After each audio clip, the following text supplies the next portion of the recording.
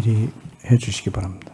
이런 질의 연장해서 말씀드리겠습니다. 우리 용어 사용에 대해서 혹시나 이제 오해가 있을까봐 한번 좀 간단한 거 한번 여쭤보는데요. 다 아시는 내용입니다. 광주 민주화 운동과 광주 사태가 어떻게 다른지 아십니까? 네, 다릅니다. 다릅니다, 이게. 네. 이제 우리 내부에서 여기서 토론하면서 용어 조심해야 될 것 같아서 그렇고요.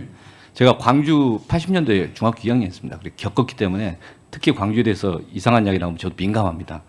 그러니까 광주 사태라는 것은 군부가 하는 용어입니다. 처리 대상으로 국민들을 시민을 바라봤을 때 학살을 했던 그 사람들이 쓰는 용어가 광주 사태입니다. 그리고 우리가 헌법이 이게 법률로 만들어지고 그리고 내란죄 처벌한 뒤에 쓰는 용어는 광주 민주화 운동입니다. 공식적 용어들은. 지금 이 지점에서 다시 이야기하는 건 방금 이제 사례 박선호 의원님께서 말씀하신 것과 관련돼서도 이야기하는 건데 페루 이야기 아까 했었습니다. 페루가 1990년도에 친일 쿠데타 한 번 있었고요. 15년 뒤에 처벌받았습니다. 그리고 나서 2022년도에 또 친일 쿠데타 일어났는데 2시간 만에 의회는 탄핵을 했고요. 2시간도 안 된 상태에서 현직 대통령을 경찰이 체포했습니다. 그리고 국무위원 중에 상당수가 사표를 냈고 그에 대한 책임을 물었습니다. 그런데 대한민국은 1980년 광주 항쟁 당시에 그 쿠데타를 일으켰던 세력들을 17년 만에 내란죄로 처벌했습니다. 그러나 그 교훈이 충분히 가지 못했기 때문에 우리가 지난 12.3 내란 이후에 반년 동안 그 지루한 역사적인 국민들의 노력도 있었고 국회는 2시간 만에 비상계엄을 해제했지만 실제 내각에 있는 그 국무총리 그리고 장관들 그리고 거기에 고위에 있는 공직자들 누가 제대로 사표를 냈는가? 저 계속 내란 과정에서 유역 감찰관처럼 자기가 그날 밤에 새벽에 법무부 장관이 소집하는 회의에 가가지고 혼자 사표를 내고 발언했어요.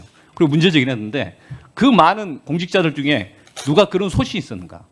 이 지점에 대해서 이제는 평가하고 다시는 반복되지 않아야 된다. 그래서 계속 이야기 드립니다. 이 점에 대해서 새로운 정부가 분명한 원칙을 가지고 정리할 수 있는가에 대해서는 고민하셔야 된다. 또 하나 더 말씀드리겠습니다. 지금 대한민국에서 민주적 기본 질서를 지키는 게 우리 헌법을 수호하는 핵심적 내용 아니겠습니까? 한번 판례 한번 보시겠습니다. 통진당 해산 사건입니다. 그 사건에서 민주 기본 질서를 이렇게 이야기를 합니다. 제일 마지막 부분 보시면 민주 기본 질서라는 게 국민 주권의 원리고 기본권 보장이고 권력 분립이고 복수 정당적 이런 헌법이 중요한 요소다. 그런데 쿠데타를 일으켰던 세력들은 바로 권력 분립을 무너뜨리고 국헌을 문란시키고 복수 정당들을 부정하는 그런 행동을 했지 않습니까? 그러면은 7급 공무원 시험에 다 나오는 내용인데 이런 내용들을 다 알고 있었던 공무원들 중에 누가 이런 상태에 대해서 문제제기를 했습니까?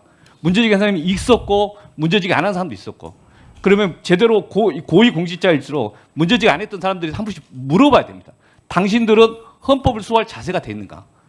실제 이런 상황이 발생했으면 그 당시에 군 검찰이건 또는 경찰이건 또는 검찰의 일부가 한 일주일 사이에서 수사를 경쟁적으로 했습니다. 그 시기에는 이거 해야 되겠다 생각을 했겠죠. 한 달 뒤에 좀 무마했지만. 근데 그 위에 있는 많은 사람들이 실제 내란에 가담했거나 방조했던 사람들 아닙니까? 그런 사람들이 다시 또 국가를 경영하겠다고 국가를 책임지겠다 하면 대한민국의 민주 기본 질서가 유지될 거냐. 그래서 물어봅니다.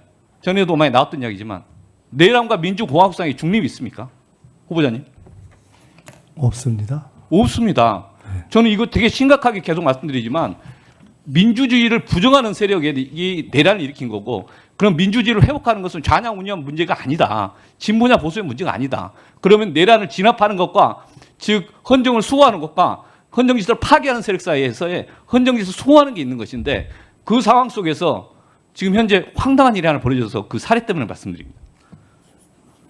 권익위인데 권익위에서 상임위원인가요? 한삼석 상임위원 이 양반에서 권익위에서 징계를 한답니다. 징계 이유가 이거예요. 위헌 위법한 비상계엄의 부당성을 지정했다는 이유로 그 상임위원회 중징계 절차를 한다는 겁니다.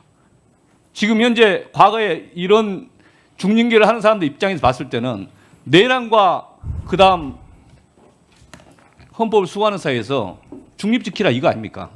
나라가 망하든지 말든지 헌정 질서가 무너지든지 말든지 중립을 지켜야지. 우리가 이게 법에서 나오는 정치적 중립이 그런 의미입니까? 저는 그건 아닌 것 같습니다.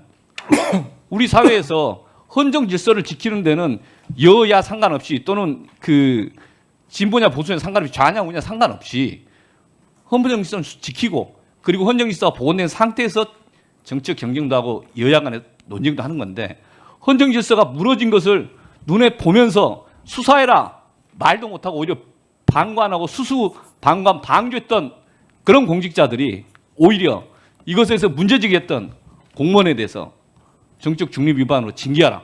현재 지금 이 정부에서 벌어지고 있는 일입니다. 이런 건 분명히 바로잡아야 되지 않겠습니까? 어떻게 보십니까?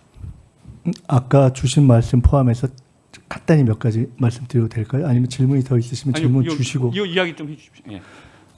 역사는 어떤 의미에서는 올바른 이름을 정리하는 과정이라고 생각을 합니다. 12.12를 사태라고 부르던 때가 있었지만 12.12는 군사 쿠데타였고 광주를 사태라고 부르는 사람들이 아직도 있지만 광주는 민주화 운동으로 헌법적으로 또 국민적으로 정리가 되었고 3.1운동과 3.1혁명을 아마도 그 당시에 일제라든가 탄압자들 또는 친일파들은 3.1 소요라고 불렀을 것이라고 봅니다.